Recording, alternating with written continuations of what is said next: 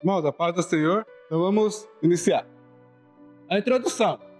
A autêntica vida de discípulo de Cristo é vivida num contexto comunitário, onde a manifestação dos dons contribui para a edificação do corpo de Cristo.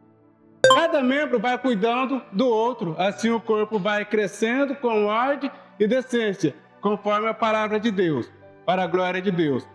Qual a necessidade da gente pertencer a uma igreja? Que um vai ajudando na fé do outro e todos vão crescendo espiritualmente. Ponto 1. Membro da igreja, identidade do cristão. Mediante seu sacrifício vicário na cruz, Jesus estabeleceu, composta por todos os salvos, para representá-lo na terra, glorificar o seu nome e proclamar o evangelho. Nós temos uma identidade, nós somos identificados como cristãos. A pergunta é, o que é necessário para que as pessoas olhem em nós e vejam Cristo? Nós temos uma identidade. E se nós temos uma identidade, nós somos o quê? Identificados. Como nós fazemos para ser identificados como cristão? Parecer com Cristo. E como nós parecemos com Cristo? O cristão, ele tem que andar na contramão do mundo. Quem olhar para o cristão fala, poxa, vocês estão andando na contramão. Ele é contrário às coisas do mundo. O cristão, ele precisa perdoar. É fácil perdoar? O mundo perdoa? Nós temos que perdoar. Para ter uma identidade de cristão, precisamos ser obedientes à vontade de Deus. É fácil obedecer à vontade de Deus, irmãos? É fácil obedecer à palavra de Deus? É difícil, mas quem tem a identidade, obedece. E o mundo consegue ver. As pessoas que se convertiam eram acrescentadas à igreja. De acordo com o texto de Atos, após se converterem, as pessoas passavam a viver a vida comunitária, se expressando como um verdadeiro cristão. A igreja primitiva, quando alguém se convertia, eles se envolviam, começavam a viver como família. Cada um que ia se convertendo ia entrando naquela família. E essa família o quê? Crescendo. E o evangelho ia expandindo. Atos dos Apóstolos 2,47. Louvavam a Deus por tudo e era estimado por todos. Cada dia o Senhor juntava ao grupo as pessoas que iam sendo salvas. Ou seja, as pessoas iam sendo salvas e eles iam se ajuntando a esse grupo e esse grupo ia crescendo. Acrescentar a igreja. Não basta somente a pessoa se converter e vir para a igreja. A igreja precisa fazer alguma coisa para que essa pessoa fique. O que a igreja precisa fazer para que essa pessoa permaneça? Tem gente que diz assim, é a semente entre os espinhos.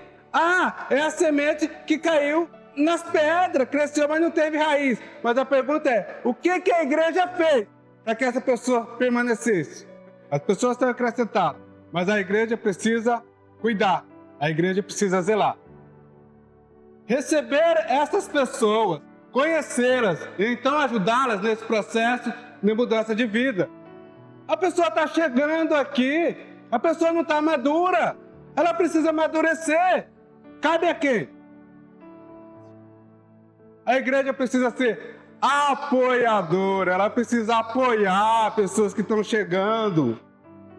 Com o apoio da igreja, os primeiros passos que essa pessoa tomará na fé serão mais leves, fáceis.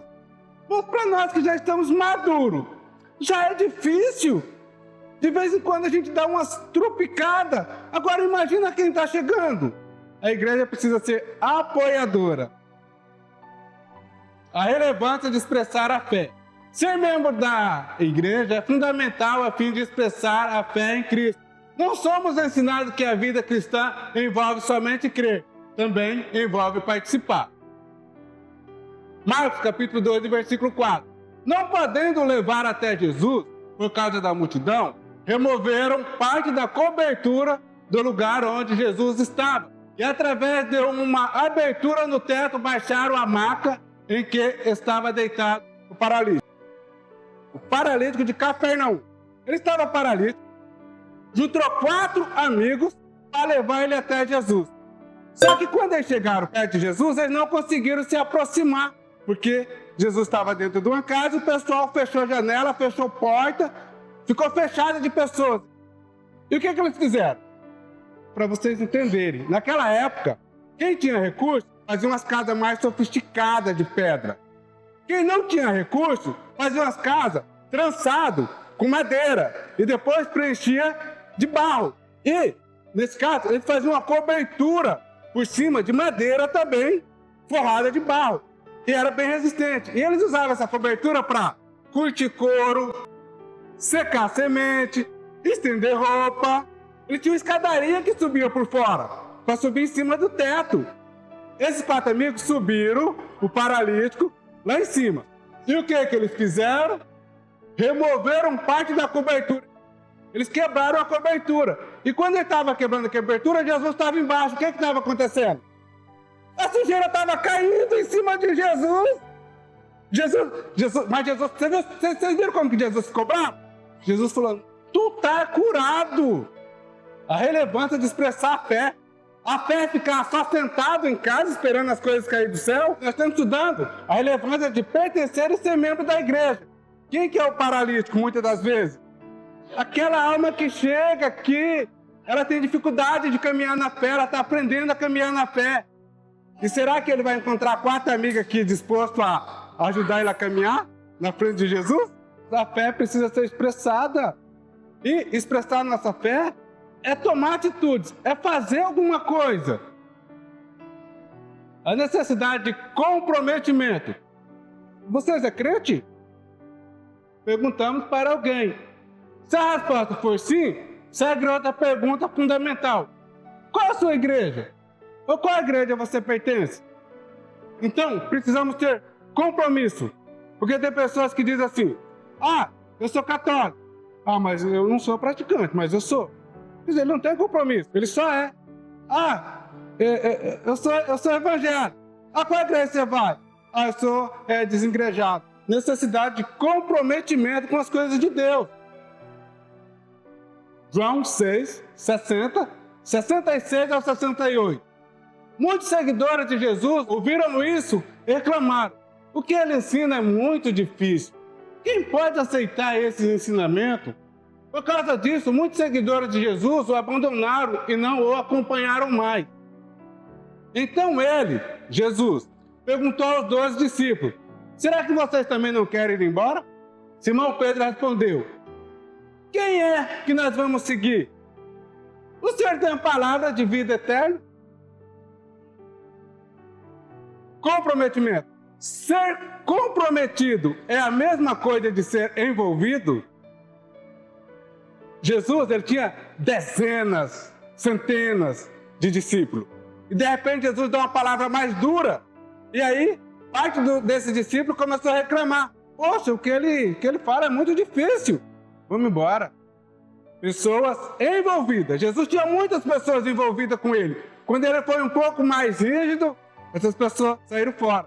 Mas as pessoas que estavam comprometidas, falou, não, Senhor, a gente quer ficar contigo. O envolvido, ele quer ser agradado e faz o que lhe convém. Pessoas envolvidas, ele está ali para se aparecer e quer receber elogios. Pessoas envolvidas, ele quer ser elogiado. E se for do interesse dele, ele participa. Se não for do interesse dele, ele não participa. O comprometido agrada a Deus. Tem igreja, obreiros, que são maltratados. E muitas vezes pela liderança. E quando alguém fala com ele, poxa, cara, estão te maltratando, você viu?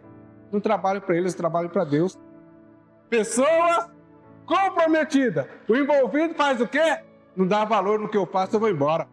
Porque eles estão esperando valorização de pessoas. O comprometido está preocupado com as coisas de Deus.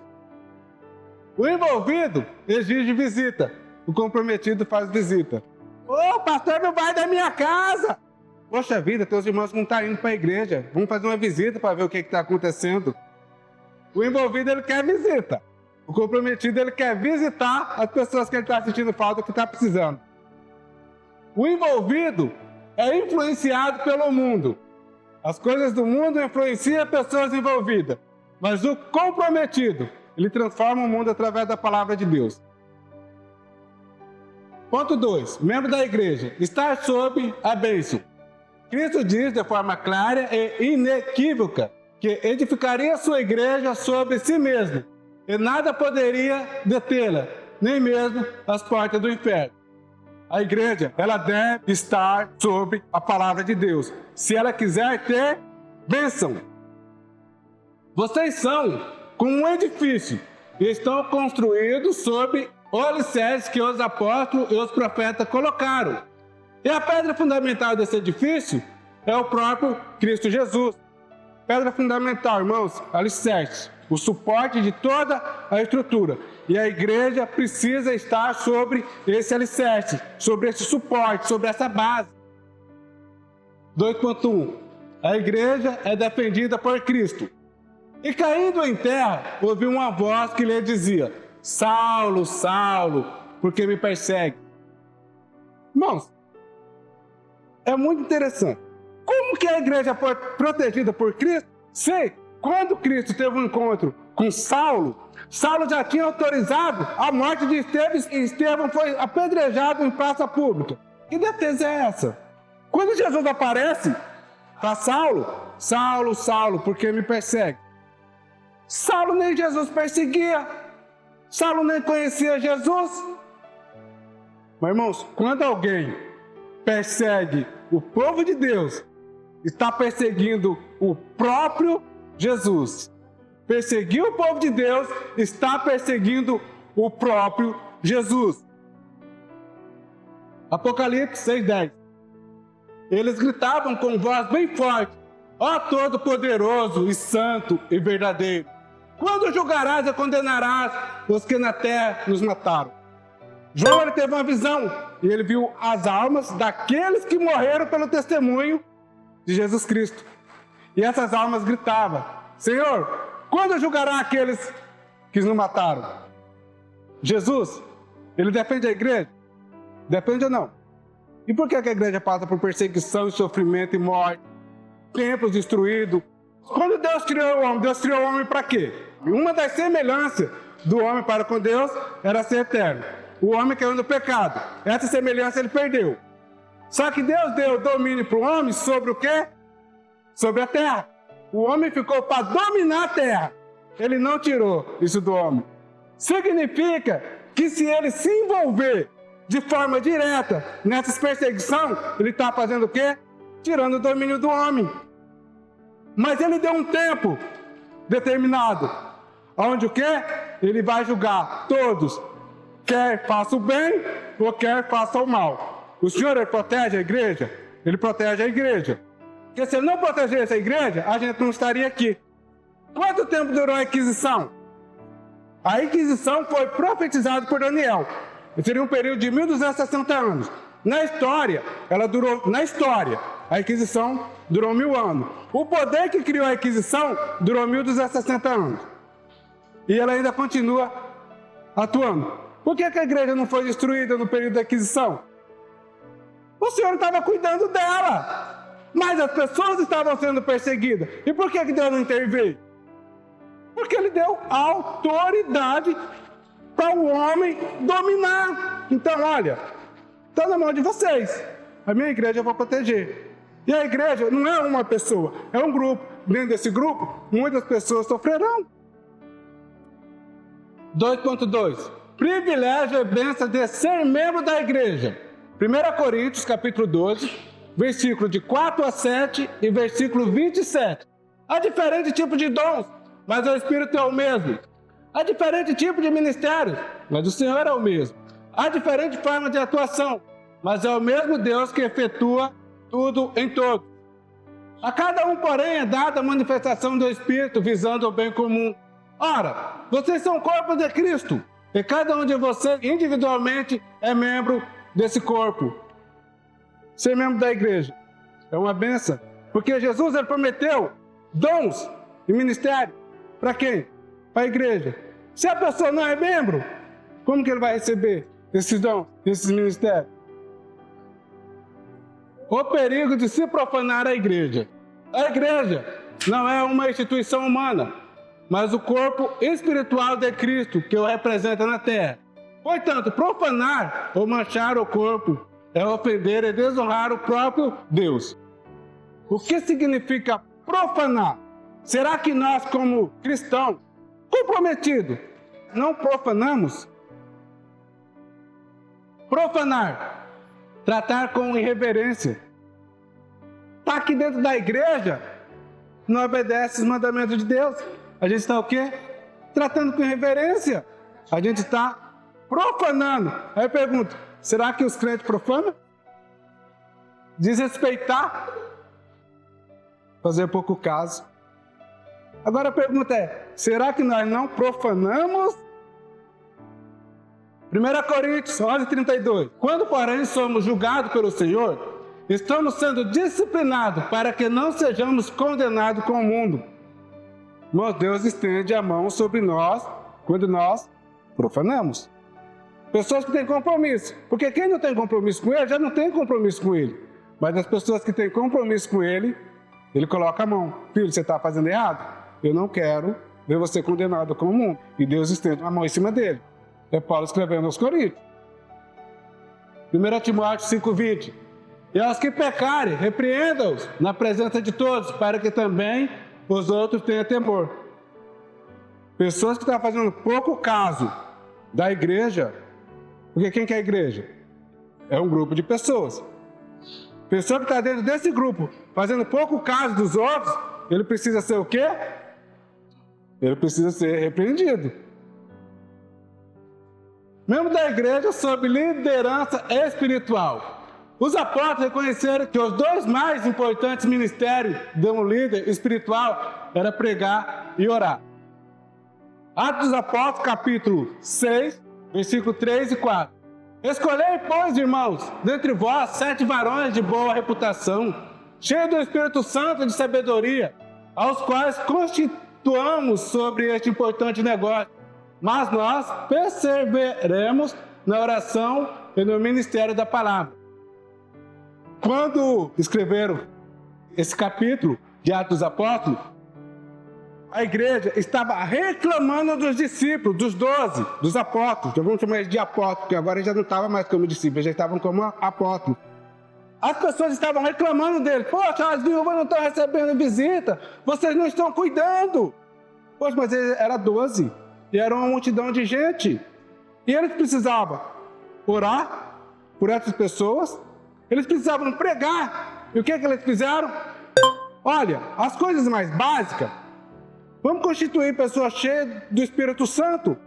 Só que a gente vai ficar na dedicação do ensino e da oração. Então, nós temos as nossas lideranças, que eles precisam aprender para nos ensinar e orar pela igreja que eles estão conduzindo.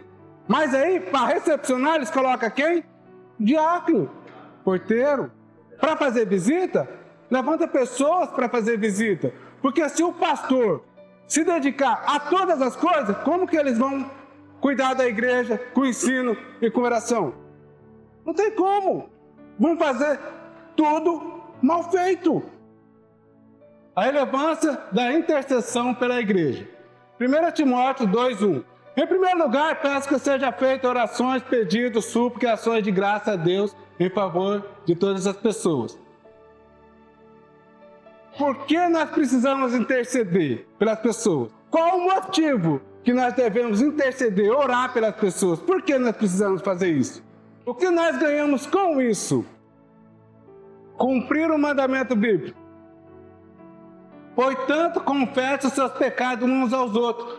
Olha, irmão, até os nossos pecados a gente deve estar falando um para o outro. Portanto, confesse os seus pecados uns aos outros. E faça orações uns pelos outros, para que vocês sejam curados. Irmãos, a oração cura. A oração de uma pessoa obediente a Deus tem muito poder. Por que interceder? Porque a gente vê milagres e obtém respostas. Através da intercessão, muitas pessoas experimentam milagres, cura e respostas para as suas necessidades. Receber bênçãos. A intercessão faz com que nós recebemos bênção. Orar pelos outros é uma prática poderosa e transformadora, tanto para quem ora, quanto para quem recebe as orações. Irmãos, quando nós oramos pelos outros, nós também estamos recebendo bênção de Deus.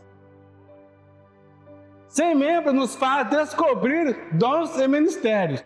Através do convívio com os demais irmãos em Cristo, descobrimos os dons que nos foram outorgados por Deus. Irmãos, qual é a diferença de dons e ministério?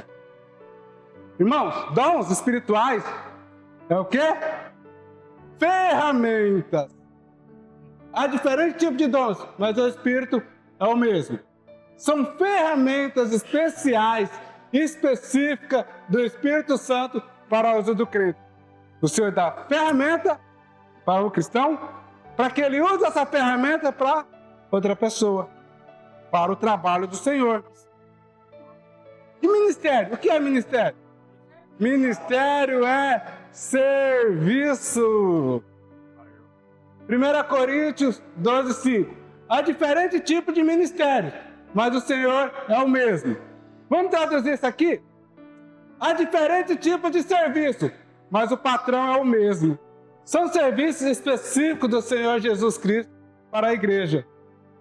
Dom é uma coisa, ministério é outra coisa. Nem todos que têm ministério têm dom. E nem todos que têm dom querem ministério.